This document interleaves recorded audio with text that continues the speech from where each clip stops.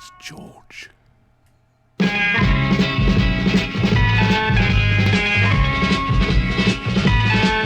You've got to fight for what you want, for all that you believe.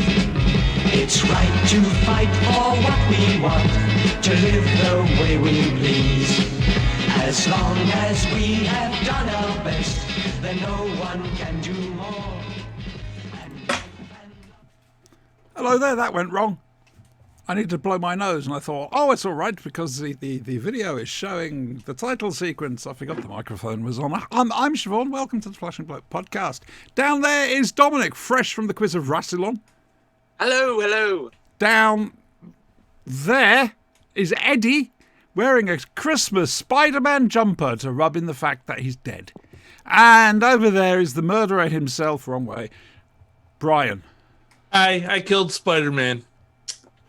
I refuse to acknowledge it.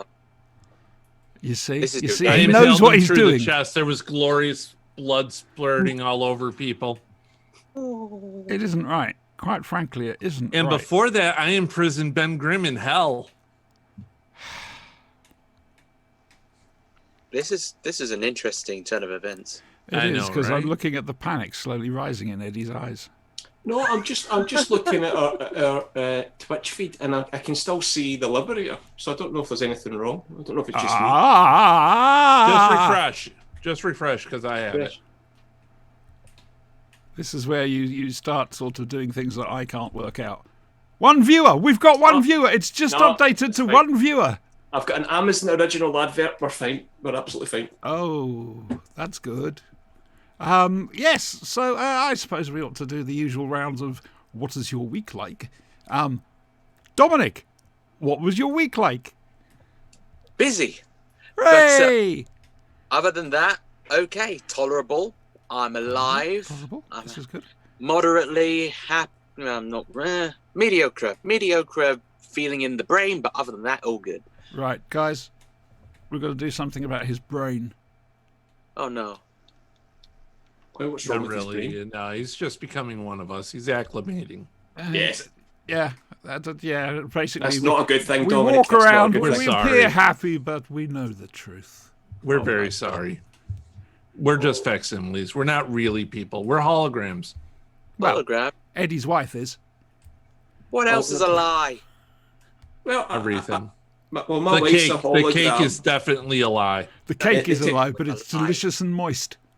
My wife's a hologram. I'm not sure if I'm real because I continually go out of sync. So that could be a glitch in the Matrix software. I think you could be right there. That could This be is it. true. Basically, I think you're a computer virus that Dave Keep sent me. I could possibly not deny or acknowledge that. So that's Eddie, how's your week been, sweetheart? Oh, God. busy at work. Glad it's over. I'm off now until Wednesday. I've got to get Christmas organised over Monday and Tuesday. Apart from that, great. Fair enough. Can't Damn argue with that. Brian? Not bad. It's been really tolerable. That's damning with faint praise. But we made him watch another Life on Mars. I think You that's made me how it watch goes. that goddamn Life on Mars. That'll do it. That's the last one, Brian. It's the I last know, one. because I can't get Ashes to Ashes. Thank God. Oh, we'll find a way. no, oh, no, yes. it's okay. Oh, yes, we will find a way. Right, okay. And now, Brian, you Yes. achieved an award this week, which I said I'd talk about. Basically, Brian now knows his cheese from his cooked meats. Yes. He's got himself a deli certificate. And, yeah, I'm looking forward to trying out some of his sandwiches. Okay, You said you'd got a certificate from a deli. From a deli. I did. You, Yeah. you did deli on the week, yeah. Yeah. You said you got a deli certificate. Yeah, man. Okay. You were qualified Oh, no, I on got a deli. regular Dell certificate. Oh, sorry. Oh, right. what? So What? Yeah, Dell certification. Does this mean yeah. no sandwiches? No sandwiches? Oh, Brian. It's just one more thing I can put on the resume. I was going to just say, could you cut off the crusts? I was. You had me until then, you know. I mean, I really wanted that deli certificate. It'd be Nice. good to know. Nice thinly sliced pastrami, I used to grilled, serve a all nice that. hot pastrami would be really nice right now. I used to work on a cooked meats and cheese counter. So, yeah, I knew my way around hams and cheeses. Yeah. That's why I developed my taste for cheese, to be honest with you. Because you got to taste each cheese, so you know Which what you're explains talking why about. you're to here people. now. Oddly enough, Cheese it is is one very of the good. things that is responsible, indirectly or directly, for me being here now, yes. Well, no, I mean your taste for cheese. Okay, hang on a second. Brian, can I put you on hold for a second? Guys, what's he talking about? No? I can. No? Do you think it's an I think American it's thing? It's No, American. your taste for cheesy. American. We're pretty cheesy. Oh, Ah, right. yeah. So But, it wasn't right, so Brian, it Run it wasn't past us you, it again. was- Run it past us again. No, Come on. no, it's okay. It's American humor. You have to be over here. No, to no, get it. the cheese-tastic stuff. That's cheese. That's Yeah, a British that- thing. That, that- was, yeah. that, Well was, done. that was on us, Brian. That was on Oh, us. dear. So, anyway. You vanished! Oh, your CSO was having trouble. Oh, God almighty. It's just a head. It's just a head. Oh, that's quite Isn't that horrific. amazing? You can tell I'm an old school Doctor Who fan. I still call it CSO, colour separation overlay. Ginobili. Yeah, rather than green screen Oh, or chroma key. I have something new. Oh, yes, please, I tortured please. myself the other night. Oh, yes, we approve of that. Hammer Horror. Oh, right. Up on YouTube, they have the full movie of Vampire Circus. Oh, I haven't watched Oh, it the yet. one with Lala I'm Ward. going to. They've got a few full movies on there. I believe they've got She as well on there somewhere. Yeah. 2 seconds. This isn't aimed at you, Dominic. Prevert. I just watched it to see Lala Ward in vampire gear. That's all. Prevert. Oh, is that to make up for the disappointment of not getting Yeah. it during State of Decay? No, I can go with I that. really wanted her to get bit. Just saying. Ah, Would have been nice. Going to be a long evening. Anyway, That's a reoccurring villain they could bring back. Gothic That Lala. is the perfect villain. well, to- we're about to talk about it because now, from the worlds of BBC Television's Doctor Who, it's a very useful Doctor Who.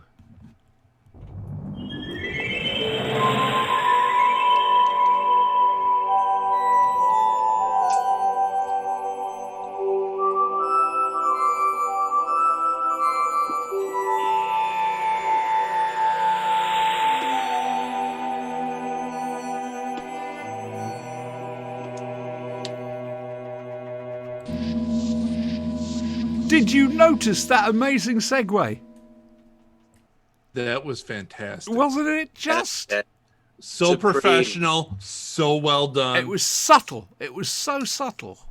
And the pen was in my mouth, so I didn't talk over it. You Yeah, did very I well. Yeah, You thank did very well. I would suggest something other than a pen, just in case you get a sudden surprise and you bite down. Yes, have a You lolly. have a lolly. Have a lolly. Yes, Auntie says so. Right. Yeah. So talking about State of Decay, Series 18, Tom's last series, and Matthew Waterhouse's first performance as Adric, who we love. So, the fourth Doctor Who and his plucky girl assistant, the second Romana Dratalunda, plus, of course, the second K9, and without him knowing it, Adric, are warping about in E-Space, basically trying to find a way out. E-Space is lovely. It's got a lovely green tinge to it. It's Longbarrow like an Chan. alien I planet. know who that is. Hello, dear. It's yes, I'm glad you tuned in. Thank you very much. There'll be a little chat about great vampires. Yeah, and K9 detects one planet with life signs and atmosphere and this, that, and the other. And so they land there, and it's a very nice looking planet, to be honest with you, wouldn't you say, guys? Yeah, no, I didn't say it wrong. Looks a bit like the woods. Yeah, Yes. yeah, it looks Yeah. very nice. Very much so. Very foresty. But Wasn't like an apple. there's only one point of life on the entire planet, and it's this village that surrounds a castle.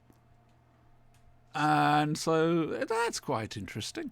But they're hoping that somebody there will know the way out of E-Space. hoping against hope, but there we go. And so they toddle into the town, pop to the local inn where Ivo is. It reminds me of the Willie Garm, Nelson. or the Garm reminds me of him. Oh, indeed, Willie Nelson, yes. Yes. And it sort of kicks off from there, because they automatically are assumed to be lords and ladies. Adric's not with them. He decides to try and confuse K9 with a logic problem. And, I'll say it now, I adore this. State of Decay is just beautiful. It's old school Doctor Who, not really. It's got a sheen of Series 18 on it, but you can tell it's written by Terrance Dicks. You've got to remember the history to this. It was originally going to be a Fourth Doctor and Leela story in place of the horror of Fan Rock. Unfortunately, the BBC were going to be doing a big prestigious Dracula drama, and they thought that having State of Decay, or as it was back then, I think, the vampire mutations, would be almost spoofing their prestigious drama. So it had to get pulled, and Terrance had to quickly write Horror of Fang Rock. And he wrote a classic. Just like that. Absolutely amazing. So this is that script.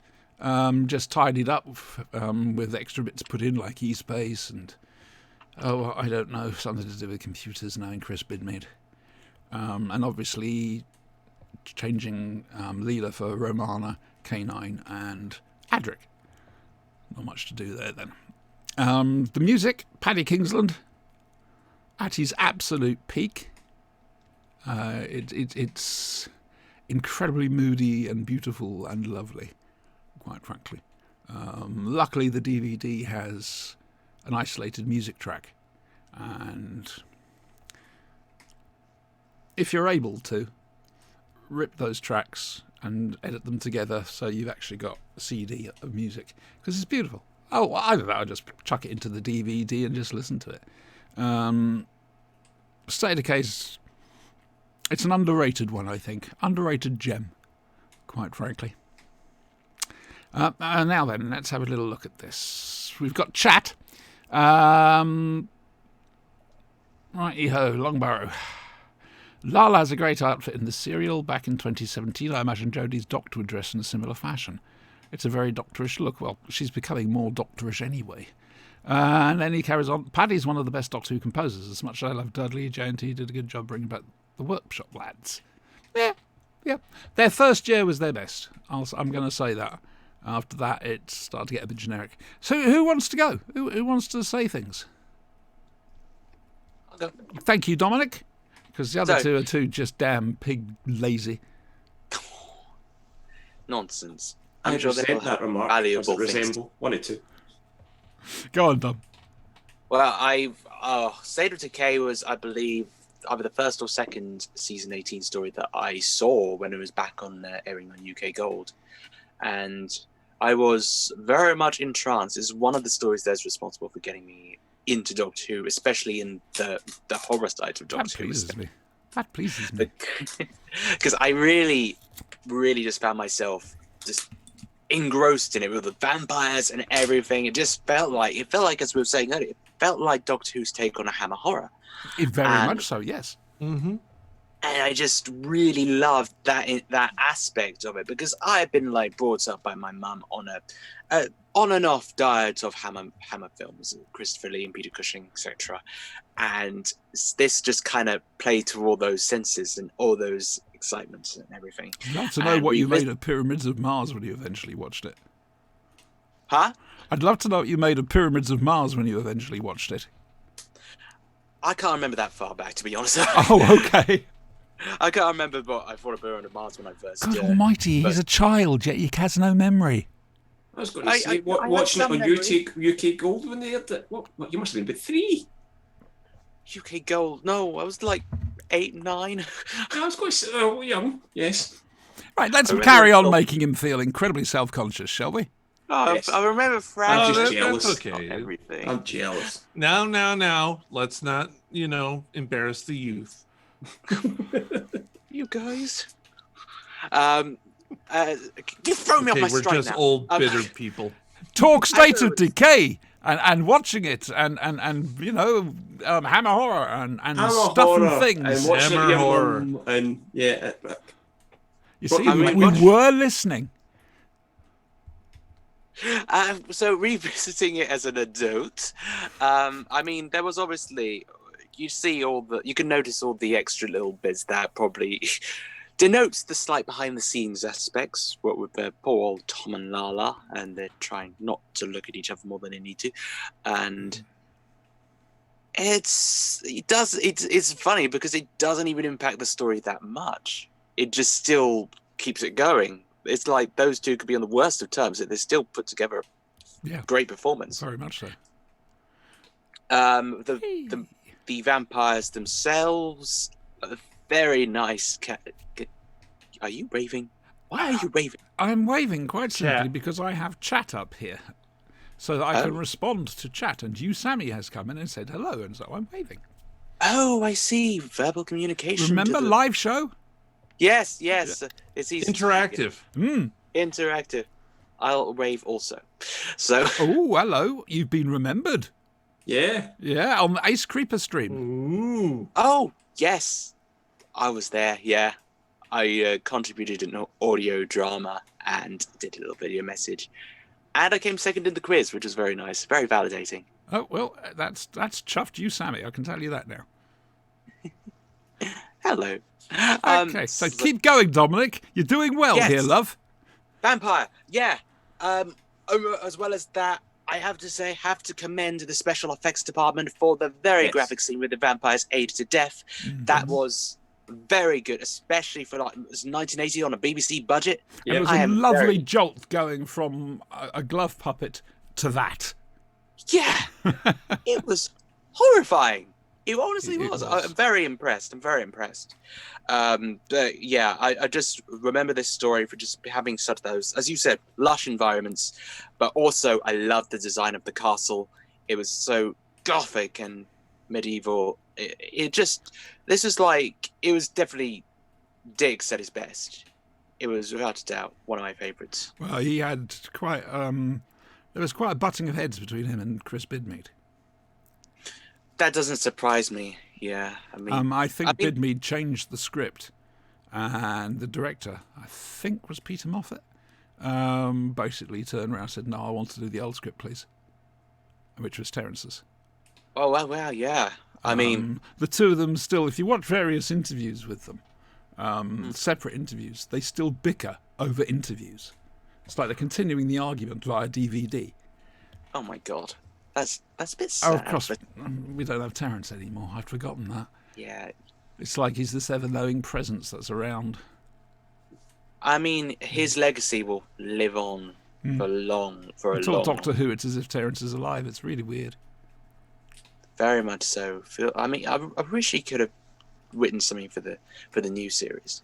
Apart from, I mean, he did the novel. He did this short trip novel, I believe. He did I Am a Dalek, That's the one. and there was a Cyberman one as well, I believe. Yeah, The short reads, which are a great idea. very much so. But yeah, love the story, excellent direction. It was just everything about it, top tier. There we go then. Well, next to you is Eddie. Yeah. I'm Come that on, way. Ed. Not that way. That Yeah, I quite like That this way. one.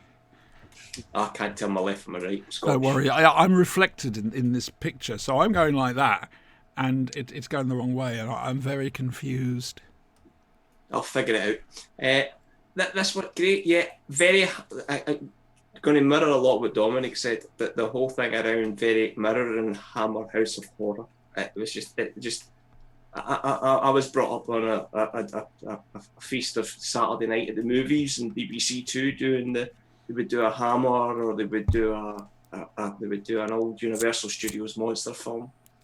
It would normally be a Universal film followed by a Hammer. Hammer. The horror double bill, BBC Two Saturday nights. I used to stay round my mate Andrew Smith's place so he could stay up and watch them.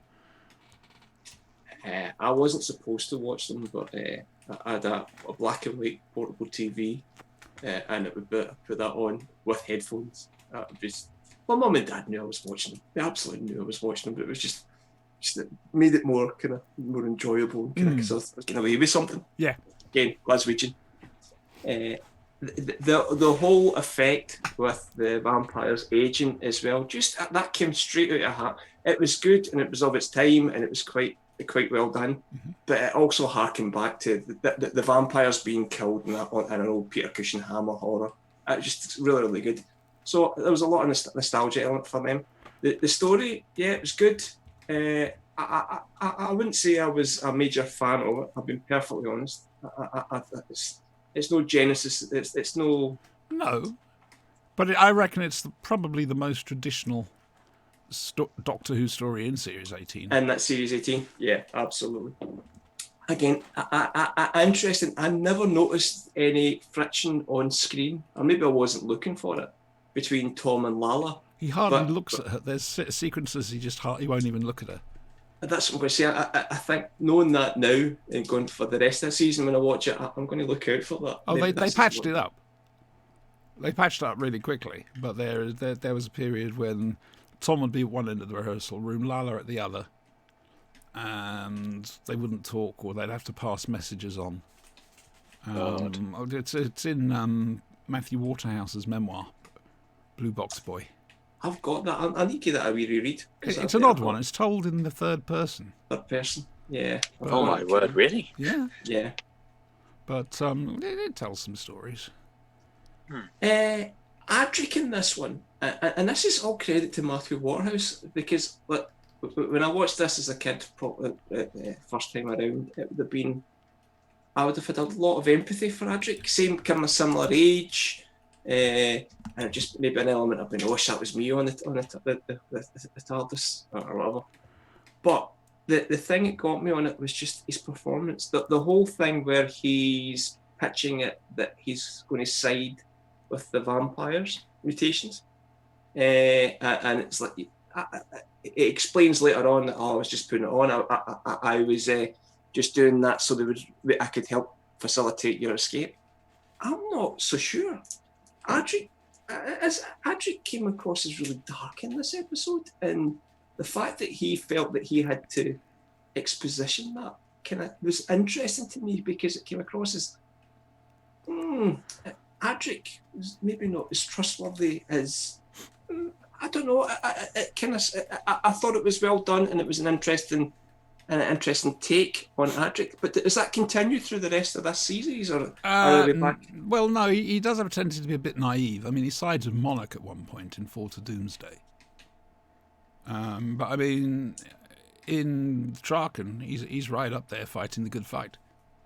Yeah, it's the promise of immortality, and okay, yeah, I can see it would be a case of he's doing it. He's trying to manipulate them so that he can be freed, so that he can help Lala's Romana escape, which she points out to him that he failed.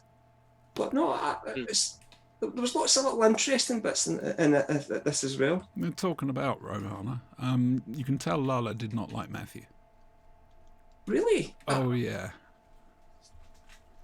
Oh yeah, it wasn't a happy TARDIS team, really.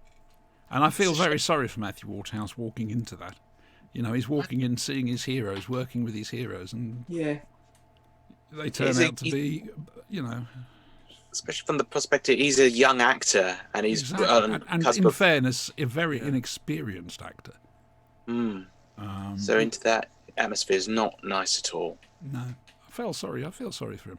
Anyway, Brian, you've been very quiet, and it's been lovely. Break that silence. But it's been lovely, you said. Yes, I know. No, just saying. When are you likely to do me a favour, huh? I really liked this one. This was a good episode. The aging scene, again, top notch. Can't get more into it than everybody else already has. I did like the green screen effect of the vampire coming out of the ground. That was kind of neat. I think, honestly, there's a lot they could get, a lot of action they could still get out of this villain. I'll come to that afterwards. Just for, future Who villains. We have an old villain returning. Really? Who? You know. I'll sum that up Okay. afterwards, because you're not wrong there. Yeah, and I like the fact that the entire village and tower and everything was a spaceship that had landed and nobody knew what it was. The one thing I didn't like was all the fake beards. Oh, they were magnificent beards. They were horrible. Series 18 is Series of the Beards. Yeah, they were horrible. Beards everywhere, and they all looked fake. But no, it was true to a Hammer horror movie, and that sucked me in right away. This is definitely in my top episodes of Who, or series of Who. I did notice the little you could see it in their eyes between Tom and Lala.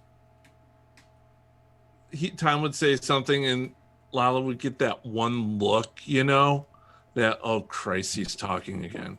Always the last to know. Yeah. Always the last to know. Why is he still breathing? Things like Because that. you have a positive outlook for humanity. Take that back right this very minute, please. Astounding. I do feel sorry for Adric walking onto that set and being subjected to, the clash of ego that was going on there.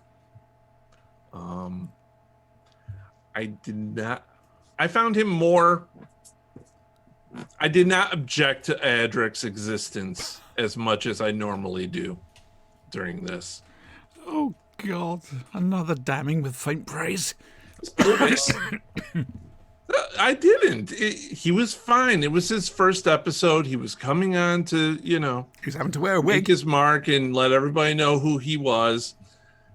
The whole exposition of why he was siding with the vampires felt a little hollow. Not gonna lie. Yeah, there. that's And then Lala points out, "Well, you didn't rescue me, did you?" No. The Great Vampire, yes. Terence wouldn't leave that alone. In the new adventure Blood Harvest, it's partly set on the vampire planet. And also there's a sequence just after the end of State of Decay, but before the TARDIS goes, should I say, where the Doctor and Romana are just, chilling for a day or so with the rebels. And more vampires turn up. On top of that, Time Lord Victorious, the current thing that's going at the moment, basically it's got the Ninth Doctor teamed up with a great vampire. I've been getting into Time Lord Victorious a little bit. Because we've had the audios from Big Finish. I've bought the books. And You've got the All Flesh is Grass book yet? yes. Is it good? Yes, I'm reading it at the moment. It's very good. And I think it's the instalment directly before the Big Finish audio that we looked at last week, which was essentially Die Hard in Space. But I haven't finished the book yet, so I don't know where McGann's Doctor's going to end up.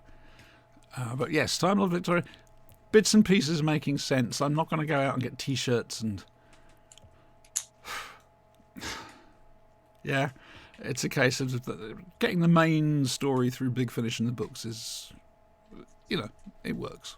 Yeah, It I does. definitely think the villain has legs that they can bring him back. It would be interesting to see, because technically that was the last of the great vampires.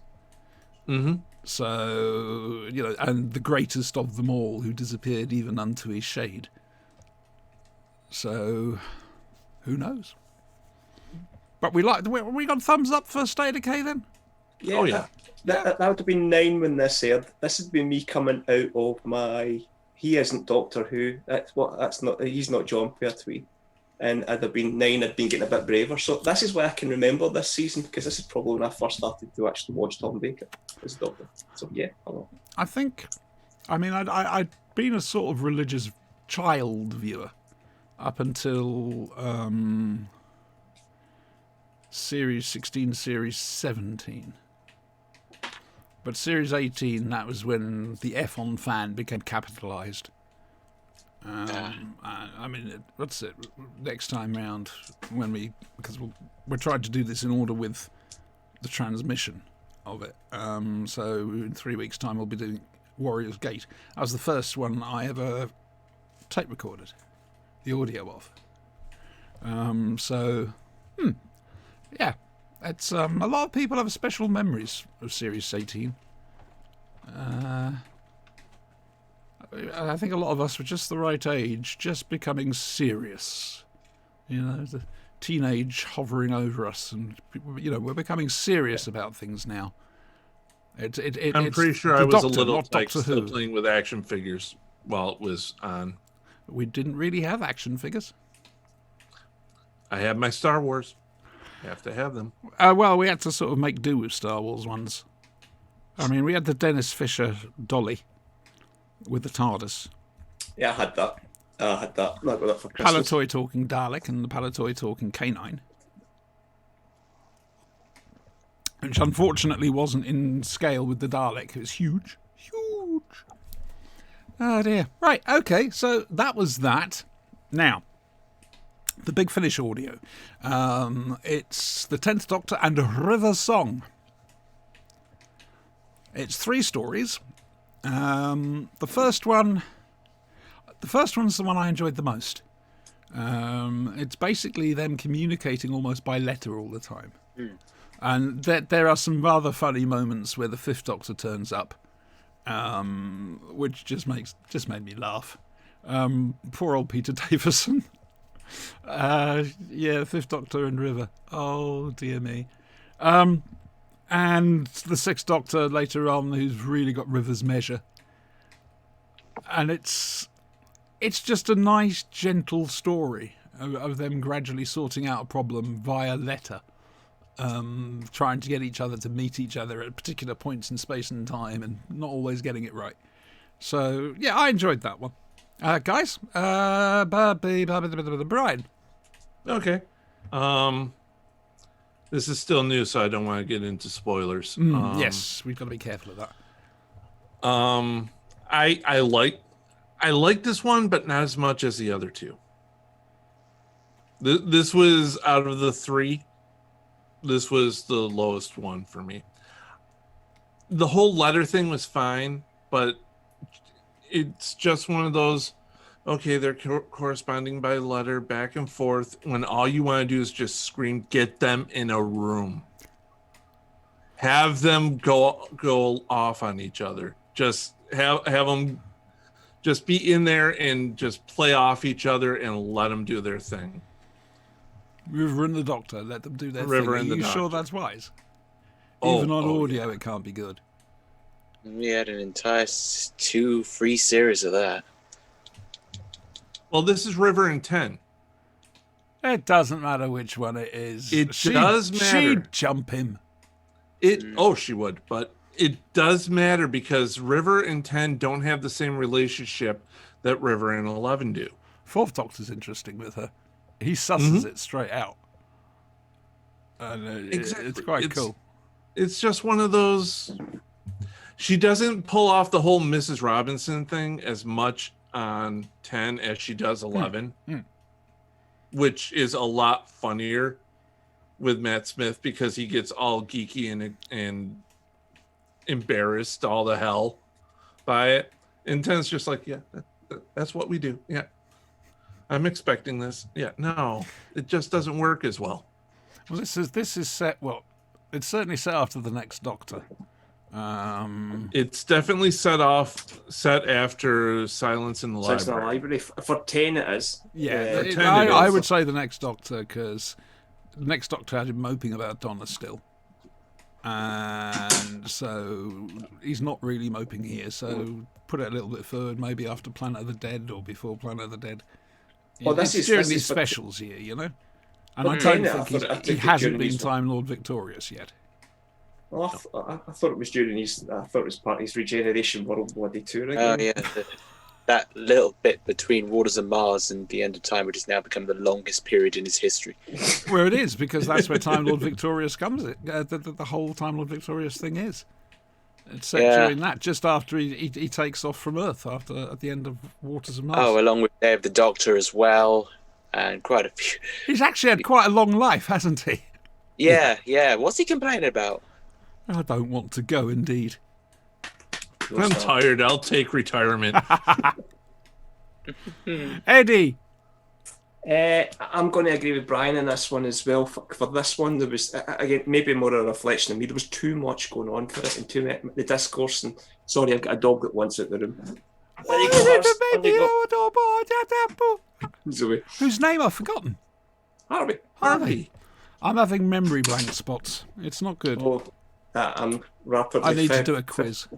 50 in a couple of months and my brain cells shutting down, which is probably a good segue back into the fact that I thought there was just too much going on in this for my. Hey, that was nicely done. That was. It was. Yeah, I'm impressed. Well done, man.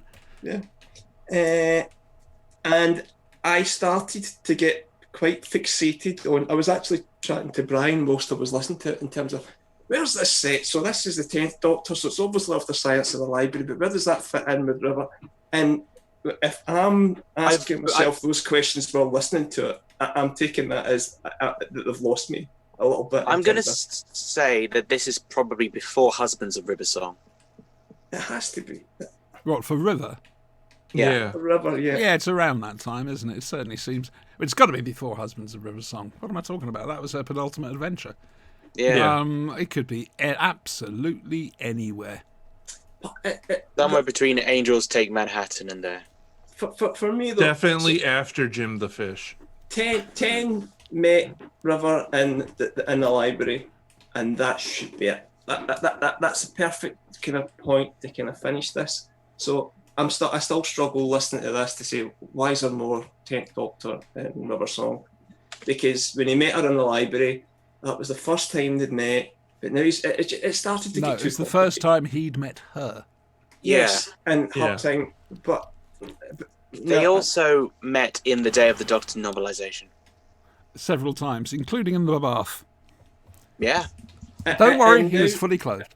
And now she's met the Doctor previously, so why would you not recognise her in the library? Memory wipes every time. Everyone gets memory wiped. Well, She's So- basically a walking silence. how could you forget that woman, though? Come on, Alex Kingston. I know, right? Drugs. Did you see the pictures I shared of Alex Kingston? No, because I'm not a prevert. It's on Facebook. You can't go prevert on Facebook. So Oh, you it's can. it's more of Really? had I been more invested in the story, I wouldn't. This stuff wouldn't be working in my brain. My brain's not that analytical where it would become, why is this happening and where does this fit in timelines? So I enjoyed this. There's some great moments in it, quite a lot of good banter, some nice surprises as well. But the fact that I'm constantly going back to trying to figure out where this sat within both of the timelines just kind of, for me, it kind of highlights the fact that this story out of the three didn't get me. So, but I'll stop there because the other two I was more invested in. Fair enough. Dom, did you get a chance to listen to these? Yeah, I only listened to expiry dating, but Which one's that? It's the middle one, isn't the it? one we're talking about. That's is the it? first one. Oh, righty go. That's fine. That's good. So you can talk about it. Yeah. Go on then. So I enjoyed it. I enjoyed this one. I loved the back and forth between them and in the letters. The only thing I was a bit iffy on was the inclusion of the Fifth Doctor, because I just thought that was a bit like out of the left field, and it just seemed a bit redundant. And then you also have, almost gave a spoiler there. Thank God I stopped myself. Who's this? Generally, I thought it was a good way to flesh out that relationship that the 10th Doctor had with River. I've always wondered what if they had adventures in between, and we got the Day of the Doctor novelization, and then now we've got this expanding on that little hole, which is quite nice, I think. It's debatable whether it's actually needed, but we've got it, so might as well deal with it. In terms of the story itself, try not to be spoilerific. I thought it was yeah, I like the back and forth, and I was struggling to get my head around the ending a bit. Won't say much more than that, but I know the 10th Doctor even stated that he needed to do a bit of mental loops himself. But yeah, I think it just went a little bit too complicated than it needed to. But other than that, I thought it was a perfectly serviceable adventure, and it was nice that it wasn't just your standard X meets Y and then off you go. I thought they tried to do something new, and for the most part, it kind of worked. Stephen Moffat would have to have taken a paracetamol after this one. I know I needed to. Yeah, exactly. I was just, by the end, I was just like, okay. I can't fully comprehend it even now, but okay, what happened. Okay, fair enough. The second one, it's something to do about jewels that explode. I really couldn't get into this at all. In fact, I don't even think I listened to the ending of it. Oh dear. And I don't, you know what I'm like. I don't like to be down about Doctor Who, and I certainly don't like to be down about Big Finish. But you know, if it doesn't do it for me, it doesn't do it for me.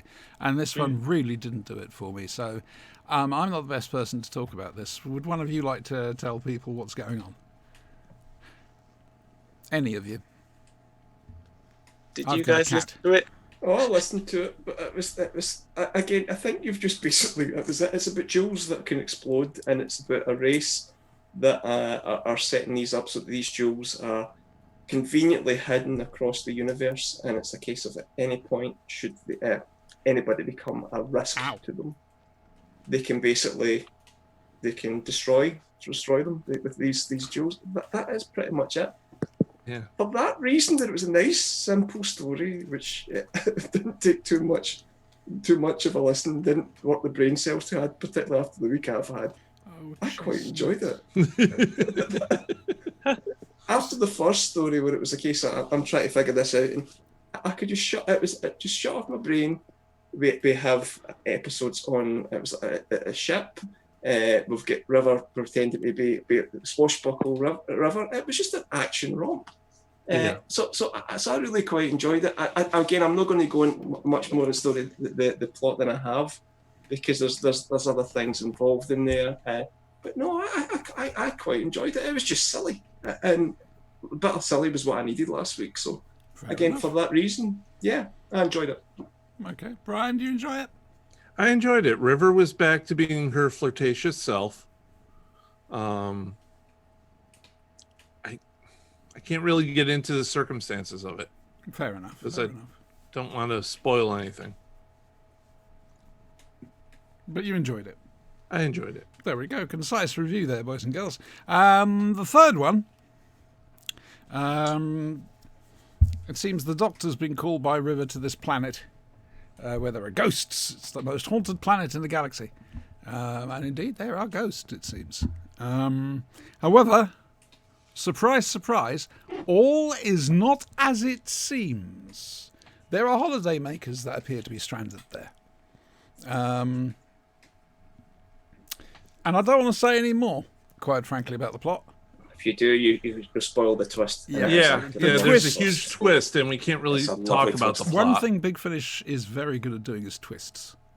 I never saw it coming, and that's how I don't want to spoil it. I mean, Honestly, there are never saw it two coming. beauties, one of which was hidden in plain sight, which was on dust breeding. I think it was the end of episode 2. And it's a case of, holy fuck, I didn't see that. Then looked at the cast listings and just went, oh, for fuck's sake. And it's the same with Omega. But there's a twist. I think it's the end of episode 3 or end of episode 2 of Omega, which you don't see coming at all. And Big Finish are really, really good at throwing curveballs at you that you don't expect, especially big curveballs that actually really do make a difference to the plot. I will say one that I really enjoyed was I'm so sorry. Yes. Me too. Thump. Yeah, it's I did drift off at the start of this. I'm going to be honest with you, couldn't really keep attention. But the ending, I think I managed to get back to it just before the twist, and yeah, it tied together. It made sense. Yeah.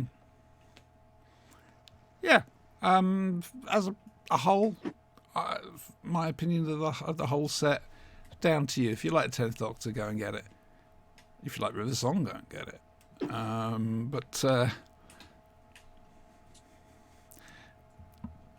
For me, it's not their best set, but that's just me. I have a feeling I'm not a great 10th Doctor fan. And I don't mean that horribly. I know certain people in fandom have now fallen over in a faint. But I don't know, I just thought he was trying too hard. Anyway, yeah, so the last story, Brian. I liked it. The twists were great, fantastic. They really kept you on your toes for it. Not gonna say anything more. It's the plot. They played off each other well. Damn it, it's hard not to talk about the plot. It is, frankly. It is. It is. But it's the second one. I feel that no, it's the third one. It's the first one. This is in the ranking of the 3 stories we have. I'm ranking this one first, the exploding jewelry second, and the letters back and forth as a third. Fair enough. Eddie.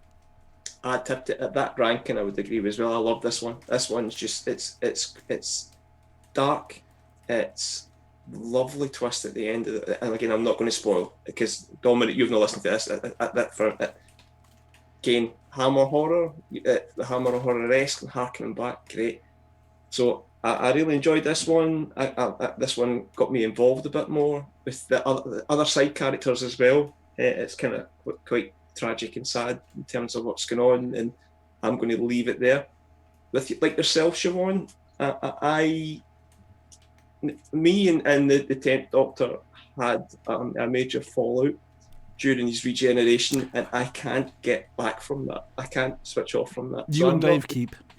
I am not a huge 10th Doctor fan. I admire his earlier stuff, but as things get on and it got to the Waters of Mars onwards and showing a kind of selfish side to the Doctor, I don't want to see a selfish side to the Doctor. I want my Doctor to be a hero, to be somebody that's non-violent aggression, non-violent, uses his brain to solve things out. That's the Doctor I like, and that kind of drifted away off the back of the final.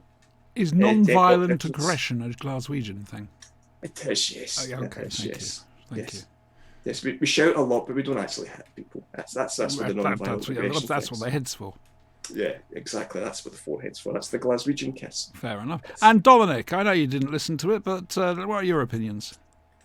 Well, so far I feel like the 10th Doctor set in general, I mean, it's different. I mean, it kind of complies with the whole 10th Doctor mania that Big Finish have been swamped in at the minute. And I guess there's just, where do they go from here? Is this the last one they're going to do, or are they going to do, when then Matt Smith gets signed on, they're going to do an 11th Doctor and River Song box set, which is probably the obvious choice to do. So I will be holding off for that. I don't think I need any more 10th Doctor and River Song, but 11th Doctor and River Song, sign me up. I love the fact I dropped you in it and you swam. Did my best. You did brilliantly. Absolutely brilliantly. That's how it's done, boys. 11 and River, that's where we go. I have to say that, did anybody feel that Tennant's voice was a little different than expected? Because audio acting is different to physical acting. I noticed there was a difference between River's voices during some of these as well. It felt like Tennant's accent was a bit slightly more Kilgravey at times than 10th Doctor. Yeah, that's an amazing observation, Dominic, because my imaginary wife and me, we actually, I listened to the Ghosts one on the way back from visiting my son today. We listened to it in the car. So Angela was listening along as well, and she said, "Oh, he's coming a bit off, very Glaswegian and very Scottish at times in the way he was talking. It's very noticeable, the kind of the full Well, London thing they had. I wonder who directed this.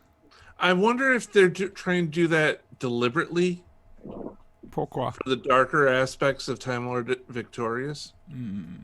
Reverted to Glaswegian, possible. No, I'm not so convinced. I have theories, behind the scenes theories. Anyway, so yeah, I'm so about it. What about you? Get two guys. Yay, nay, thumbs up, whatever. Oh, no, look, if you're a 10th Doctor fan, River Song fan, great. But it was enjoyable, but it was essentially, was it required and did we need it? I'm not so sure.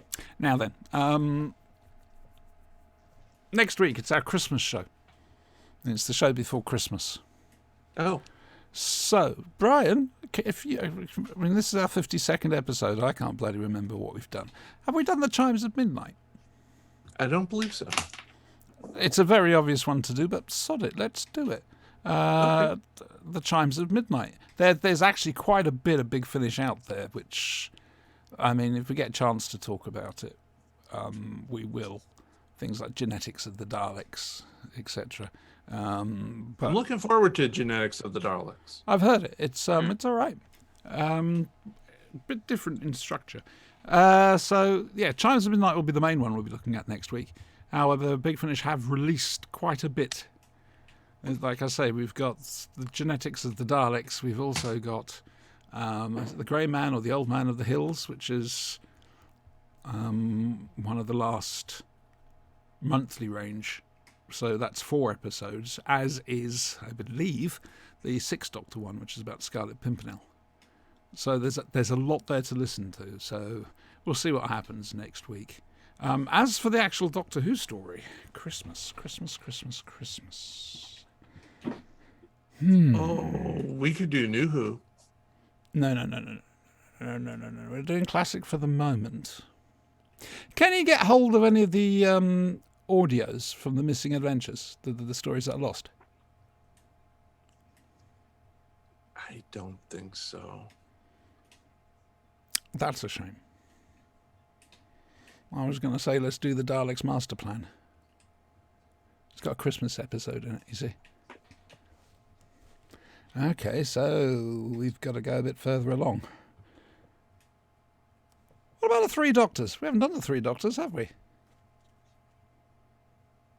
Did we not do a live watch along for that? Yeah, we did a live watch along. No, we didn't. Not for the 3 Doctors. 5 Doctors we did. Okay. I can't count. I'm functionally illiterate, so. That's all right, love. Let's do It's the an 3 American Doctors, because to me, 3 Doctors is a Christmassy show. Don't ask me why. I mean, it was broadcast just after Christmas in 1972. The last week of 1972, I think. And I actually have memories of seeing bits of it. Episode 2, especially. I was very, very young. I think I was 5 years old. So, there we go. That's imprinted on me. Let's do the 3 Doctors. Sod it. Why not? Oh, God almighty. We've got to do this now. I'd completely forgotten. We've been going nearly an hour just on Doctor Who. Okay. The Tomorrow People. Well, we didn't duck it exactly. We watched The Man for Emily. Well, I watched the first episode, then couldn't take any more of that shit. And it was like watching a crossover between The Tomorrow People and Crackerjack. Eddie?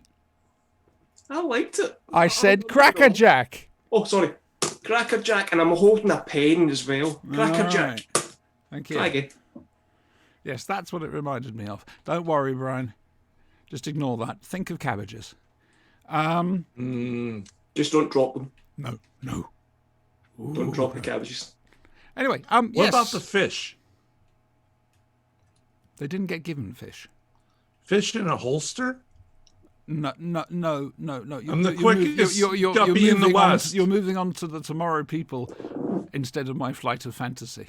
Okay. I appreciate you trying to bring me back down to earth there, but it's not going to happen. It's okay. All right. Okay. I just want to make fun of Peter Davidson. All right. Well, we'll let you. We will let you. Just let me sort of set this up. No, I can't set this up. It's unsetupable. Oh, Jesus Christ. Go on, Brian. So Peter Davidson makes his TV debut in this. In his pants. And the Very first first picture shot. of him on TV is his crotch. Yeah. As an authentic American, what did you make of his accent? Those weren't Southern accents. I don't know what the fuck they I was were. gonna say, They what weren't were they? Southern accents. Oh, righty then. I'm going to stand up for it though. They weren't Southern accents, but the whole premise was that they would learn things about our culture from watching bad westerns. Yes. With people with bad It accents. wasn't that bad of a on one. TV. No, it was Stagecoach. But that amongst others. So You've it's got to an remember, amalgam. Eddie has a thing against westerns. Yeah, Eddie hates Oh. westerns. So anything that pastiches them and makes a fun of them, I was up for this one. I was up for it. But the mama in the solid gold dancer outfit. Oh dear God. And again, the mama, who they referred to as being the fat lady, and I don't think the mama was that fat at all. I think that's a kind of testament of her times that she wasn't fat. I You get see- the feeling they were actually a very simple race. Yeah. I mean, it got mentioned in that one episode I did watch. That is the ship that told them what to do and looked after them and this, that, and the other. You had to stick past the first episode. Of the first episode, I No, struggled I'm with not it. going to do I that. sh- All right, Well, skip it the gets first better. episode and go to the second. Second and third it gets better. Can't get It much does worse. get better. However, I love the fact that Peter Davidson just took a fish, put it in his gun holster, and then was using it as a gun. Yeah. It's perfect. The ship is looking after it's the mama, daughter Emily and Elmer. They come from a race that's extinct, and the ship has been programmed to protect them. But when the ship finds them a new planet, the ship's mission is over, and the ship will go into just power down. So the ship goes into self-preservation mode, and it's been extending this out for generations to try and keep themselves alive. It's standard sci-fi. We have Sandra Dickinson, Peter Davison. Peter Davison is so basically it's a matriarchal society that we're in. So women rule. Nothing wrong with that at all. And it's Ooh, a you case kinky of bugger, you. no, I'm women's lib. I was always been a supporter. I strongly endorse my imaginary life. And What anything about that she wants to do. Elizabeth in this episode? She was fantastic. Yeah. She's a nice comedy fall off a chair. Yeah. And John just, I'll go out and investigate the ship. Oh, some trouble. I'm going back to the lab. Yeah, I'm not going to try John- and track John- Elizabeth down. John gets his comeuppance. He has to wear the tickle shoes, and so he gets his. But again, he's an arse. I really don't like John. There we go. If any of the Tomorrow People from Facebook do watch this, John is an arse. That's John's an arse. that's the T-shirt. I'm sorry, Yeah. but that's tonight's T-shirt quote. John is an Steve, arse. Stephen has grown into his acting chops and is becoming a bit more kind of Rounded. sarky, and Yeah. I quite like that. Sandra Dickinson, again, struggled with her voice and through a lot of this, but that's what subtitles are for, apart from the episodes in BritBox that didn't have subtitles. Thank Yes, you, BritBox. contact Neil Perryman. It's his I fault. think on the second or third episode, one of them drops the southern Aye, the aye, aye. southern Calm down a bit. accent Yes. altogether. I wouldn't know, Sandra and I Dickinson never will. and her hot pants. Brian, I mean, she just That was looks lovely. fine. I was okay with that. I was fine with that. So I really enjoyed this until the closing scenes where it was. Then we went, oh dear. My expectations were low. You've exceeded them, and then they brought it down at the end. because it was a case of John says, "Oh, well, the mama's a fishwife, so we'll stick her in a fishmonger's." Oh, Emily's a bit brassy, so she becomes a barmaid, and then to kick it all off, so Elmer likes being the cowboy, so they make him a traffic warden. Haven't they done enough for traffic wardens and their anti-traffic warden stance in this show already without putting a simpleton and giving them, so it was fun. I wonder if it was a campaign by Roger Price. I think so. I think Roger Price did not like traffic wardens. And he let it show. I think you could be right there. I do. I dread to ask this. Dominic, did you get a chance to watch this? No. Oh, bless you, child. You are honoured indeed. Never sully this innocence. It certainly sounds like a fever dream, I have to say. It's certainly something. There were several lines of coke during this episode, and it's all in the writing room. Peter Davison with fish? My God. In his pants? It's in his pants. Though, to be fair, Brian, you did say you'd watched the version with the commentary. I did. That's worth watching because Davison gets it in there. Davidson gets it left, right, and center every single episode, and it's hilarious just to watch them tear into him. All right, that's for tomorrow, people. And now, to Brian's utter delight, it's the last episode of Life on Mars. Everybody do the happy dance. There we go. It's the last. It's the last. Etc. Anyway, there's going to be a blag. It's going to be a nasty blag. It's going to be a train job. And Gene Hunt has decided he's going to sort it out. The thing is, Frank Morgan from last week is still there. And he wants to bring Gene Hunt down. And Sam's basically been going doolally with the radio and the television again. And he's been told that he's got a tumour and that they're going to try and remove it. And then Morgan turns around and says that Gene Hunt is a cancer in the police force. And Sam puts two and two together. He's there to bring down Gene Hunt.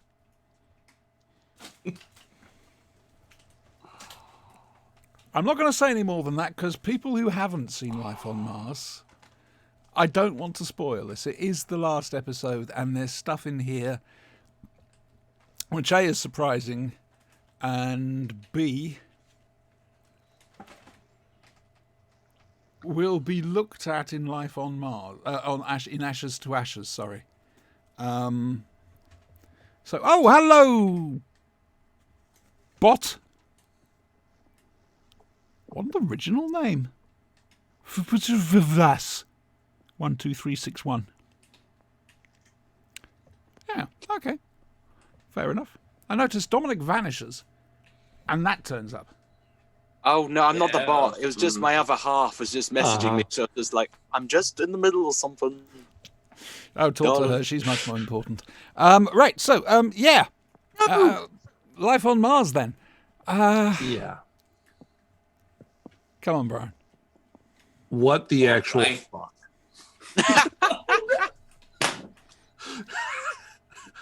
I watched this and I'm like, okay, so he's in the past, he's in a coma.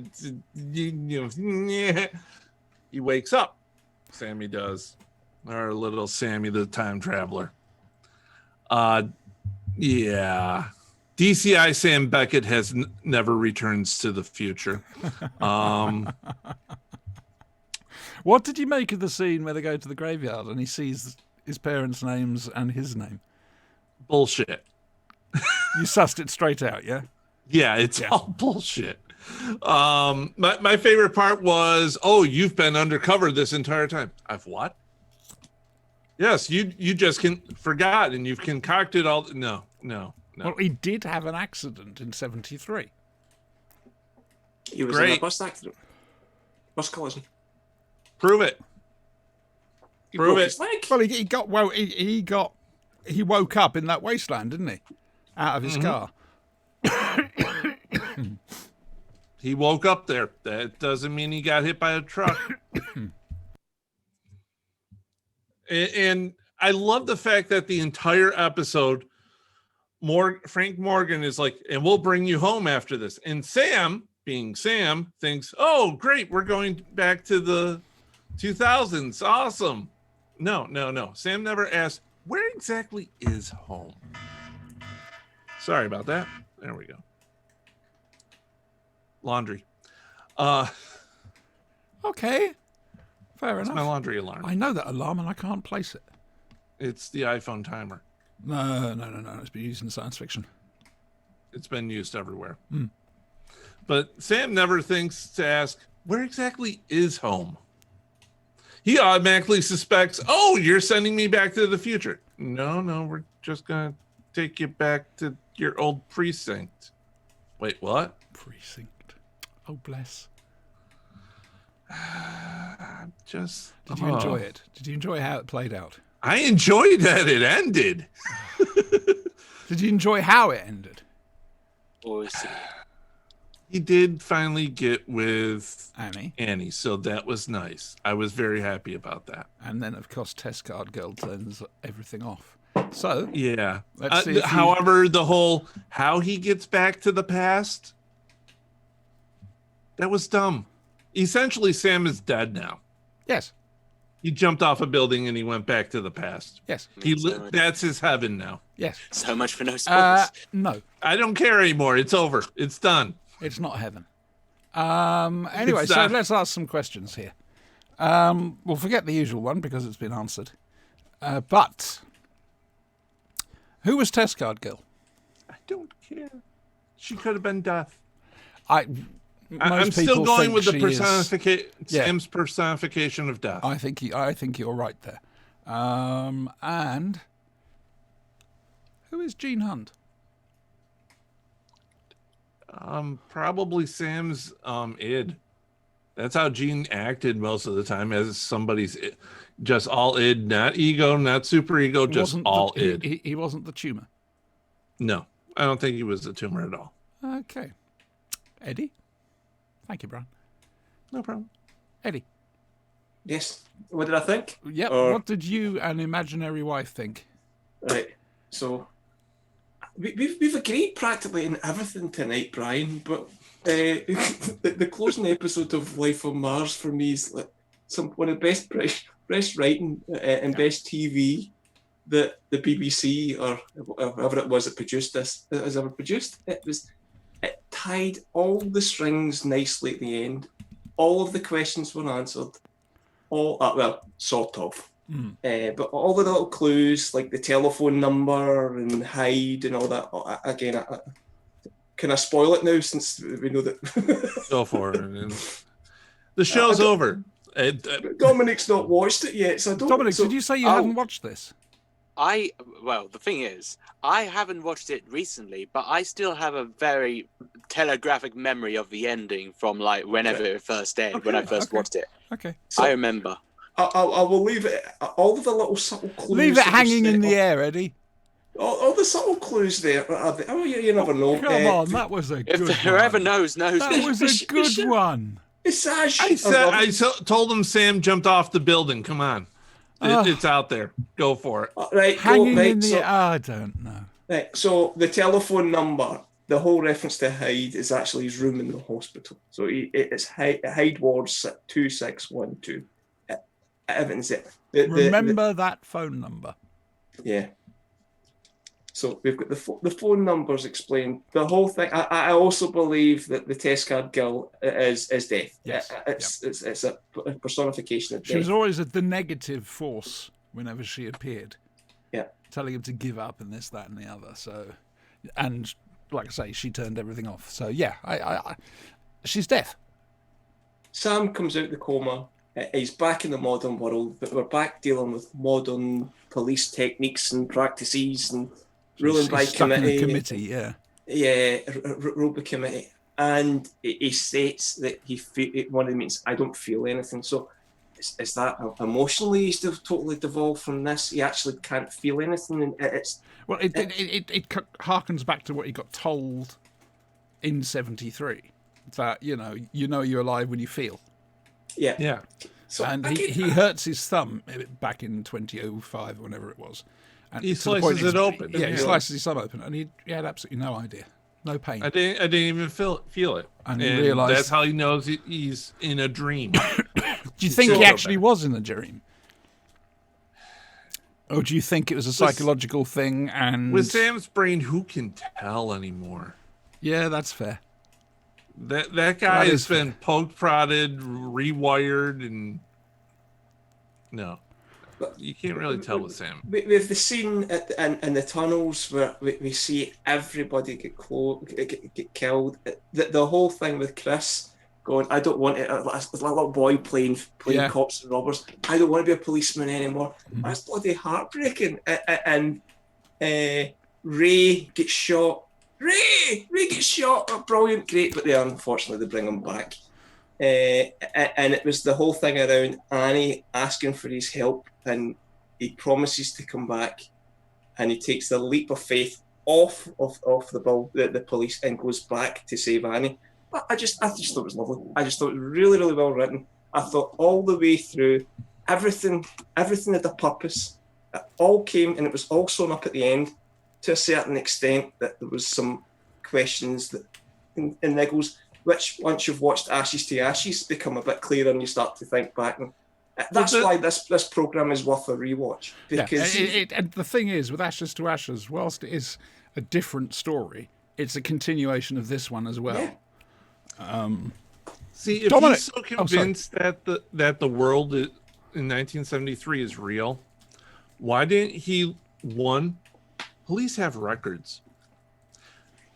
4 cops getting killed in a tunnel on a sting operation would have left a record. Why didn't he look it up? He may have done, we just didn't see it. Uh-huh. If you don't see it, it doesn't happen. It's the same thing as no body, no death. Dominic, what do you remember of this? So I remember the ending. I mean, with Sam committing suicide. It's unexpected. Yeah, it's very unexpected. You see this guy, and he's just basically fed up with his life, and he decides to just go back to the past. Where he could feel he could live. Yeah, It was a more vibrant time. it's so weird, especially with like there's real life being so cold, sterile, and calculated. But even in the filming style, I mean, it was mostly blues. Yes, that was the tone shift.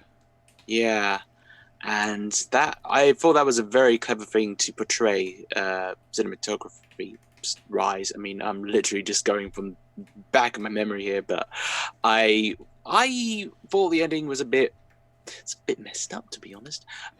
Is Fair. Yeah, he just kind of he's convinced himself all through the series that what he's in is a dream, but then he effectively gets back to life, but then he decides the dream's more preferable. And it's like, okay, you do you, dude, you do you, but at the same time, I wouldn't want to wager my entire life on a dream. But I guess that's Sam Tyler for you. After all these experiences, he decided, you know what, that world is better than here, and if I can live in there, then Yep. might as well take the chance. Okay. That is the end of our reviews of Life on Mars. Next week, let me introduce you to D.I. Alex Drake, played by Keely Hawes. And we are going to find a way for you to watch this. Okay. It's not on iPlayer yet, is it? No, Is it? and it's not on American BritBox. They've got Life on Mars, they don't have Ashes to Ashes. I'm sure we can find a perfectly legal way for you to watch this. It's going to have to be. I watch them at work. You don't have your VPN at work, do you? Nope. Okay, in that case, I know what we're going to do. Not Which I'll proud. tell you about when we're not broadcasting. Yes. She said ominously. Yes. There's 3 series of this, and I will be honest with you, it gets better as it goes on. I love it. It's even more As compared to what? Itself. Okay. Nice dodge there, Siobhan. Nice dodge. I shall feel pleased with myself for the rest of the evening now. They've got that. We've got Mrs. Bradley's Christmas pudding. Chimes of Midnight. A really good Tomorrow People story. The Revenge of Jedediah. And I haven't decided on the Doctor Who story we can watch. Or did I? Three Doctors, yes, the Three Doctors. Yeah, there we go. God almighty, my memory really is just... I tell you, since the brain fog's cleared, it's like there's little bits of me drifting away like icebergs. Bonus points for the Five Doctors quote, please, gentlemen. Silence. Just silence. And I know the one you mean as well. I just can't remember the exact. Davison, Ivor Ryan. Little bits of me drifting off like icebergs. Peter Howell's Sting. Heck. Dear, oh dear.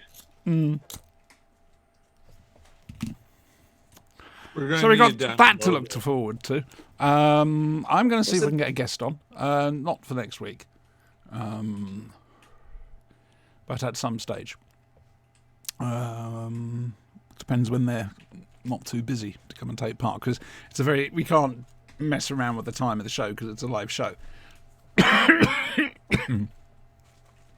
So they've got to be free at 9 o'clock on a Sunday evening. Oh well, there we go. Gentlemen, what do you want for Christmas? Dominic? I would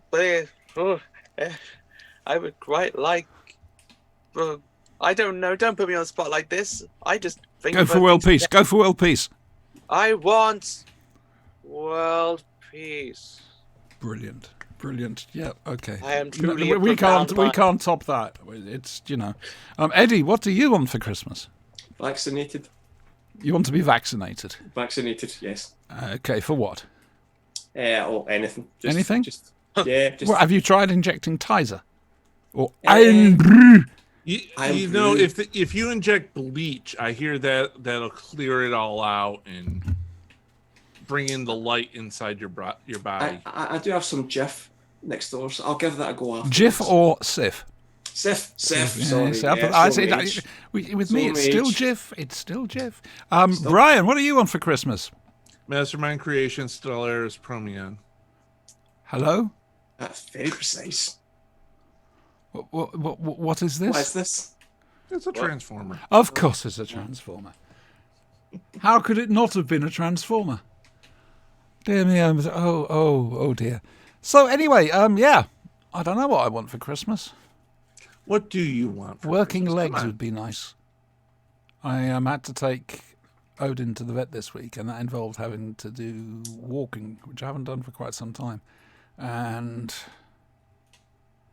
my legs are very weak. That's all I'm going to say. Can I make a suggestion, Siobhan? Can we get you a fire extinguisher for your back wall? Yeah, your house is on fire. Your house is on fire. I don't know if you don't mean to alarm you, but this is fine. No, it's all right. That's just a reflection of this side of the room. Okay. All right. It's yeah. No, I just thought, it's Christmassy. I've got my Christmas lights on that you can't see. You can see them reflecting in the Three Doctors picture up there, where the cat's just decided to block. And so I thought I'd put the I thought I'd just chuck on a YouTube video of a fireplace. I actually had it on earlier when I was listening to Toby Haydock's latest Patreon. See, I release. usually do the 5-hour Darth Vader Yule log. It's just a 5-hour loop of Darth Vader burning. Yeah, I think this is possibly the one that actually did a copyright strike on us. On me, rather, when I was reading Day of the Doctor. Which means one episode is missing. But I thought, I'll do that. I'll do one chapter a day for people in lockdown. So I've just run out of options. Nothing in America has Ashes to Ashes. Okay, well, there are ways and there's a ways, aren't there? I've got a couple we can try. What are you doing? Anyway, yes. So is that it? We've covered everything. I think that's it. We've got nothing else to talk about. What the hell? A lot of Marvel and Star Wars stuff being released. Mandalorian continues just to be. Oh, the absolutely Mandalorian's fantastic. Oh. Can you explain the title of the last episode, The Believer? It's all about Bill Burr's character. That's the bald gunfighter, is it? The ex Imperial. Yeah. Well, what's his belief? Why The Believer? Justin Bieber, big fan. He's a believer. Yeah, Oh, God almighty, no. Oh, dear. Man's The with man you. who wrote, oh, dear, I bet Anne Frank would have been a believer in the guest book. Oh, dear. That's a case of somebody getting famous too young, hanging out with the wrong people, not having nobody to say no to them. It's, Yeah. Anyway, that was pleasant. Join us next week for our Christmas show. We will be trying to do something Christmassy. Eddie's already started with his Christmas Spider-Man jumper.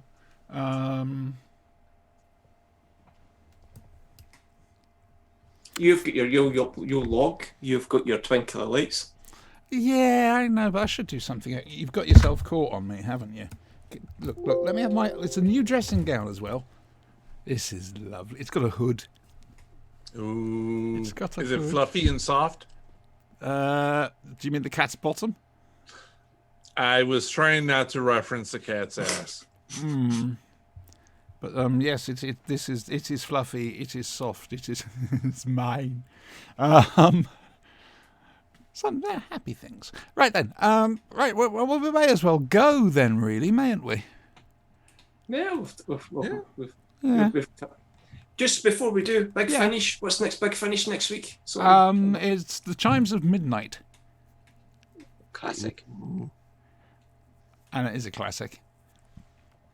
Are you sure we haven't looked at the Chimes of Midnight, Brian? I'm sure. Because I remember making all the allusions to upstairs, downstairs. No. Okay, well, I'll make them next week then. I'll make them next week. It's cool. Right then. Here we go. We're going to do the goodbye thing.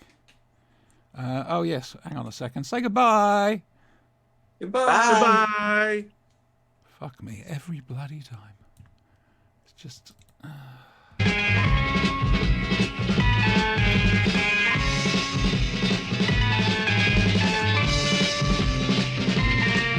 You've got to fight for what you want, for all that you believe. It's right to fight for what we want, to live the way we please. As long as we have done our best, then no one can do more. And life and love and happiness are well worth fighting for. They're well worth fighting for.